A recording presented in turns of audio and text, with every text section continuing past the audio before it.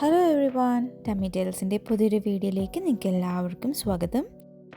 ഇന്ന് നമ്മൾ ഉണ്ടാക്കാൻ പോകുന്നത് ഒരു easy and tasty Kannur chicken ബിരിയാണിയാണ്. അപ്പോൾ നമുക്ക് വീഡിയോയിലേക്ക് പോവാം. ആദ്യമായി നമുക്ക് വേണ്ടത് 1 കിലോ ചിക്കനാണ്. ഇതിലേക്ക് നമ്മൾ കുറച്ച് മസാല തേച്ച് പിടിപ്പിക്കും. അപ്പോൾ നമുക്ക് മസാല ഉണ്ടാക്കാൻ എങ്ങനെയാണെന്ന് നോക്കാം. അതിനായി നമുക്ക് ഒരു മിക്സിയുടെ ജാറിലേക്ക് ഇഞ്ചി, പച്ചമുളക്, വെളുത്തുള്ളി എന്നിവ ചേർത്ത് ജസ്റ്റ് ഒന്ന് ക്രഷ് ചെയ്തെടുക്കാം.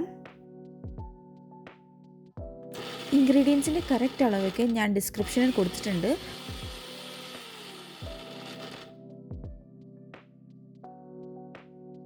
ഇപ്പോൾ കാണുന്ന ടെക്സ്ചറാണ് നമുക്ക് വേണ്ടത്. ഒരുപാട് അങ്ങ് അരക്കരുത്, ജസ്റ്റ് ഒന്ന് ക്രഷ് ചെയ്തെടുത്താൽ മാത്രം മതി. ഇതിനി ചിക്കനിൽ നന്നായി തേച്ച് പിടിപ്പിക്കണം. അതിനു മുന്നേ ഈ അരപ്പിൽ നിന്ന് നമുക്ക് 1 ടേബിൾ സ്പൂൺ മാറ്റി വയ്ക്കാം. ഇത് നമുക്ക് റൈസ് ഉണ്ടാക്കാൻ ഉപയോഗിക്കാം. ബാക്കിയുള്ള ഈ അരപ്പ് നമുക്ക് ചിക്കനിലേക്ക് ഇടാം. അതോടൊപ്പം തന്നെ 1 ടീസ്പൂൺ ഉപ്പും ഇടാം. ഒരു 1-2 മിനിറ്റ് എടുത്തിട്ടാണ് ഞാൻ തേച്ച് പിടിപ്പിക്കുന്നത്.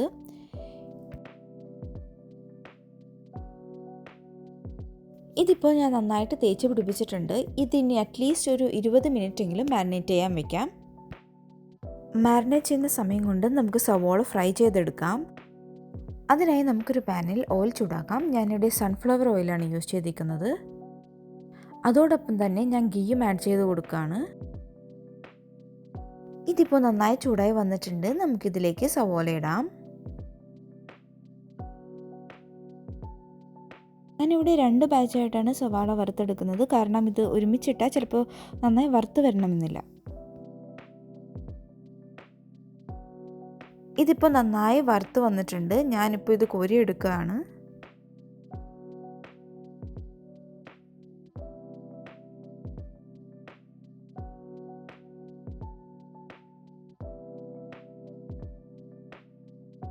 ഇതൊന്ന് ജസ്റ്റ് തണുത്ത് വരും. ഈ സവോളയിൽ നിന്ന് ഞാൻ 1/4 ഭാഗം മാറ്റി വയ്ക്കുകയാണ്.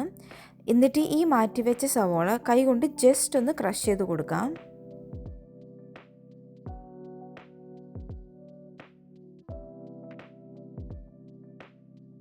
ഞാൻ ഇനി കശുവണ്ടിയും കിസ്മിസും ഈ സവോള വറുത്ത അതേ എണ്ണയിൽ തന്നെ വറുത്ത് കോരി മാറ്റി വയ്ക്കുന്നുണ്ട്. ഇനി നമുക്ക് മാരിനേറ്റ് ചെയ്യാൻ വെച്ചിരിക്കുന്ന ചിക്കൻ എടുക്കാം. ഇതിലേക്ക് കുറച്ച് ഇൻഗ്രീഡിയൻസും മസാലയും ആഡ് ചെയ്യാനുണ്ട്. ആദ്യമായി നമ്മൾ ഇടുന്നത് ക്രഷ് ചെയ്ത് വെച്ചിരിക്കുന്ന സവോളയാണ്. ഇനി ചോപ്പ് ചെയ്ത് വെച്ച സവോള ഇടാം. തക്കാളി, മല്ലിയില, മിൻറ്റ് ലീവ്സ്, തൈര്, ലൈം ജ്യൂസ്, കുരുമുളക് പൊടി, ഗരം മസാല, തക്കോലം, ഏലക്ക, ബേ ലീവ്സ്, മല്ലിപ്പൊടി, മഞ്ഞൾപ്പൊടി, ഉപ്പ്. ഇനി അവസാനമായി ഞാൻ ഇടാൻ പോകുന്നത് നമ്മൾ നേരത്തെ സവോള വറുക്കാൻ ഉപയോഗിച്ച എണ്ണയാണ്. അതിൽ നിന്ന് ഞാനൊരു 3 ടേബിൾ സ്പൂൺ എണ്ണ ഇതിലേക്ക് ഇടുന്നുണ്ട്. ഇനി നമുക്കിതെല്ലാം ചിക്കനിലേക്ക് നന്നായി തിരുമ്മി പിടിപ്പിക്കണം. ഇതുപോലെ നന്നായി തിരുമ്മി പിടിപ്പിക്കണം. ഞാനൊരു 4-5 മിനിറ്റ് എടുത്തിട്ടാണ് തിരുമ്മി പിടിപ്പിച്ചത്. ഇങ്ങനെ ചെയ്താലാണ് നമുക്ക് ചിക്കനിലേക്ക് ഈ മസാല നന്നായി ഇറങ്ങി ചെല്ലുകയുള്ളൂ. ഇതിപ്പോൾ നന്നായി വന്നിട്ടുണ്ട്. ഞാനിത് 1 മണിക്കൂറെങ്കിലും മാരിനേറ്റ് ചെയ്യാൻ മാറ്റി വെക്കുന്നതാണ്. ഇതിപ്പോൾ 1 മണിക്കൂർ കഴിഞ്ഞിട്ടുണ്ട്. നമുക്കിത് പാനിൽ വെച്ച് കുക്ക് ചെയ്തെടുക്കാം. നമുക്ക് 15 തൊട്ട് 20 മിനിറ്റ് വരെയാണ് കുക്ക് ചെയ്യേണ്ടത്. 5 മിനിറ്റ് കൂടുമ്പോൾ ഇത് തുറന്ന് നന്നായിട്ടൊന്ന് മിക്സ് ചെയ്ത് കൊടുക്കുക. എന്നാലാണ് നമുക്കതിൻ്റെ കറക്റ്റ് ഒരു കൺസിസ്റ്റൻസി വരികയുള്ളൂ. ചിക്കൻ കുക്കാവുന്ന സമയം കൊണ്ട് നമുക്ക് റൈസ് പ്രിപ്പറേഷൻ തുടങ്ങാം. അതിനായി ഞാനിവിടെ ജീരകശാല റൈസാണ് ഉപയോഗിക്കുന്നത്. ഈ റൈസ് നമുക്ക് വെള്ളത്തിൽ ഒരു 10 മിനിറ്റ് കുതിർക്കാൻ വയ്ക്കണം. ആ സമയം കൊണ്ട് നമുക്കൊരു പാനിൽ സവോള വറുത്ത ആ ഒരു എണ്ണയില്ലേ, അതിൽ നിന്ന് ഒരു 6 ടേബിൾ സ്പൂൺ ഒഴിക്കാം. അതോടൊപ്പം തന്നെ നമുക്ക് നെയ്യിടാം. ഇതൊന്ന് നന്നായി ചൂടായി വരുമ്പോൾ ഇതിലേക്ക് ഗ്രാമ്പു, ഏലക്ക, കറുവപ്പട്ട, ഇതിലേക്ക് നമ്മൾ ആദ്യം മാറ്റി വെച്ച ഇഞ്ചി, പച്ചമുളക്, വെളുത്തുള്ളിയുടെ ആ മിക്സ്ചറില്ലേ, അത് നമുക്ക് ഇട്ട് കൊടുക്കാം. ഇത് ലോ ഫ്ലെയിമിൽ ജസ്റ്റ് ഒന്ന് 10 തൊട്ട് 15 സെക്കൻഡ് വരെ ഒന്ന് ഇളക്കി കൊടുക്കാം. ഇതിലേക്ക് നമ്മൾ 10 മിനിറ്റ് കുതിർത്ത് മാറ്റി വെച്ച ജീരകശാല റൈസും കൂടി ഇട്ട് കൊടുക്കാം.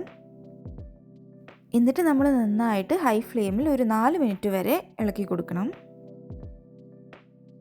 ഇപ്പോൾ കാണുന്ന പോലെ റൈസിൻ്റെ കളർ ഒന്ന് ജസ്റ്റ് മാറി വരും, ഒരു ലൈറ്റ് ബ്രൗൺ ആവും. ഇതിലേക്ക് നമുക്ക് ചൂടുവെള്ളം ഒഴിച്ചു കൊടുക്കാം. ഈ ചൂടുവെള്ളത്തിൽ ഞാൻ കുറച്ച് ഉപ്പും ഇട്ടിട്ടുണ്ട്. എന്നിട്ട് ജസ്റ്റ് ഒന്ന് മിക്സ് ചെയ്തിട്ട് ഈ പാൻ അടച്ച് വെച്ച് ഒരു 3 മിനിറ്റ് കൂടി കുക്ക് ചെയ്യാം. ഞാൻ ഹൈ ഫ്ലെയിമിൽ തന്നെയാണ് ഈ 3 മിനിറ്റ് കുക്ക് ചെയ്യുന്നത്. ഇതിപ്പോൾ 3 മിനിറ്റ് കഴിഞ്ഞിട്ടുണ്ട്. നമുക്കിതിലേക്ക് ചോപ്പ് ചെയ്ത് വെച്ചിരിക്കുന്ന കൊറിയാണ്ടർ ലീവ്സും കൂടി ഇട്ട് കൊടുക്കാം. എന്നിട്ട് ജസ്റ്റ് ഒന്ന് ഇളക്കിയിട്ട് അടച്ച് വെച്ച് ഒരു 8 മിനിറ്റ് കൂടി ലോ ഫ്ലെയിമിൽ കുക്ക് ചെയ്യാം.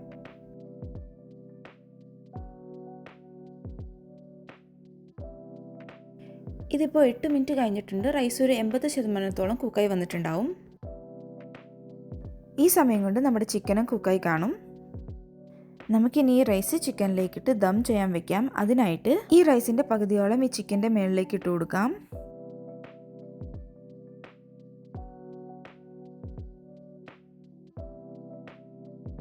ഇനി റൈസിൻ്റെ മുകളിലേക്ക് നമ്മൾ വറുത്ത് വെച്ച കശുവണ്ടിയും കിസ്മിസും ഇട്ട് കൊടുക്കാം. പിന്നീട് നമ്മൾ ആദ്യം മാറ്റി വെച്ച ആ വറുത്ത സവാളയില്ലേ, അതും കൂടി നമുക്ക് ഇട്ട് കൊടുക്കാം. അതിൻ്റെ മുകളിൽ നമുക്ക് കുറച്ച് കൊറിയാണ്ടർ ലീവ്സും കൂടി ഇട്ട് കൊടുക്കാം. അതോടൊപ്പം തന്നെ ഒരു നുള്ള് ഗരം മസാലയും കൂടി ഇട്ട് കൊടുക്കുകയാണ്. ഇനി നമ്മൾ ബാക്കിയുള്ള റൈസും കൂടി ഇതിൻ്റെ മുകളിൽ ഇട്ട് കൊടുക്കാം. ഇനി ആദ്യം ചെയ്ത പോലെ സവാളയും കാഷ്യൂനട്ടും കിസ്മിസും കൊറിയാണ്ടർ ലീവ്സും ഗരം മസാലയും ഒന്നുകൂടി നമുക്ക് ഇട്ട് കൊടുക്കാം. നമ്മുടെ ലെയറിങ് കഴിഞ്ഞിട്ടുണ്ട്. നമുക്കിത് അടച്ച് വെച്ച് ഒരു 25 മിനിറ്റ് വളരെ ചെറിയ ഫ്ലെയിമിൽ വെച്ച് വേവിക്കാം. 25 മിനിറ്റ് കഴിഞ്ഞാൽ ബേണറിൽ നിന്ന് മാറ്റിയിട്ട് ഒരു 20 മിനിറ്റ് കൂടി റെസ്റ്റ് ചെയ്യാൻ വെക്കണം. നമ്മുടെ കണ്ണൂർ ബിരിയാണി ഇപ്പോൾ റെഡി ആയിട്ടുണ്ട്. ഈ ബിരിയാണിയുടെ ഡീറ്റെയിൽഡ് ആയിട്ടുള്ള ഇൻഗ്രീഡിയൻസ് ലിസ്റ്റ് ഞാൻ ഡിസ്ക്രിപ്ഷനിൽ കൊടുത്തേക്കാം. നിങ്ങളെല്ലാവരും ഇത് ട്രൈ ചെയ്ത് കമൻറ്റ് ബോക്സിൽ അഭിപ്രായം അറിയിക്കുക. Thank you for watching.